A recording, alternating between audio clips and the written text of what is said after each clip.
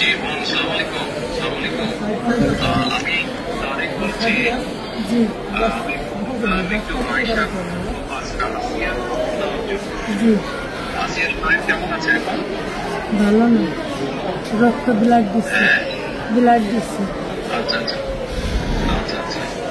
তো আমি আমাদের ওখানে যারা নেতা কর্মী আছে, বিশেষ করে নয়ন আছে, ওখানে আমি বলেছি আমাদের মাগুরায় যারা নেতা কর্মী আছে তাদেরকে আমি বলেছি যে তারা আপনার পাশে থাকবে, তারা আসিয়ার পাশে থাকবে, যাতে আসিয়ার ন্যায় বিচার হয়। জি আসিয়ার সাথে যারা অন্যায় করেছে তারা যাতে শাস্তি পায়।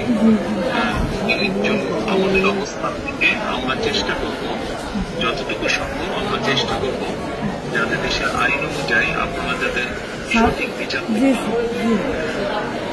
এবং একই সাথে আমি নয়নকে বলেছি যে আসিয়ার জন্য চিকিৎসার জন্য যেসব ব্যবস্থা নেওয়া সম্ভব সেই সব ব্যবস্থাগুলো আমরা চেষ্টা করবো আমাদের দলের অবস্থান থেকে। না, ওই নয়ন ভাই খুব করেছে আমার জন্য।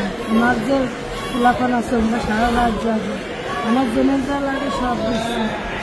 আমরা ওনার নির্দেশে করেছি। আপনার কাছে একটু আবদার, আমার ছোট বলি, আপনি যদি দেখতেন ওই বুকগুলো ফেলে কি করেছে, তাহলে আপনারই কেন দেখতেন যে আমরা কি জঘন্য খারাপ ব্যবহার করেছে আমার মানুষের। আপনার কাছে এইটুকু অনুরোধ যে আমার শাস্তিটা দেবেনি, আর আমার দিকে মরিক্ষিত করেছে ওরা, একটু আপনার কাছে আবদার থাকবে, একটু বিচার দিলাম আমি। আমাদের অবস্থান থেকে আমরা চেষ্টা করবো যাতে আসিয়া ন্যায় বিচার আমাদের সেই প্রচেষ্টা থাকবে। আপনি চিন্তা করবেন না, আসিয়ার চিকিৎসার জন্য যা কিছু প্রয়োজন আপনি যদি কিছু মনে করেন আমাদেরকে জানাবেন, ঠিক আছে? এটা নিয়ে টেনশন করবেন না। ভাই আসবে আমার সাথে, আমাদের লোকজন সবাই নেতারা আপনার পাশে, আসিয়ার পাশে তারা থাকবেন।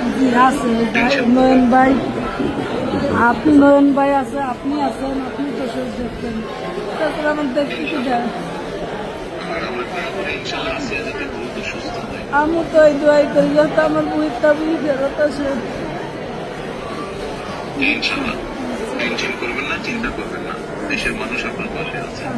দেখতেছি তো আমি। আচ্ছা আচ্ছা বল। আর দোয়া করবেন, ইনশাল্লাহ দোয়া করি ভালো থাকেন। আসসালামু আলাইকুম।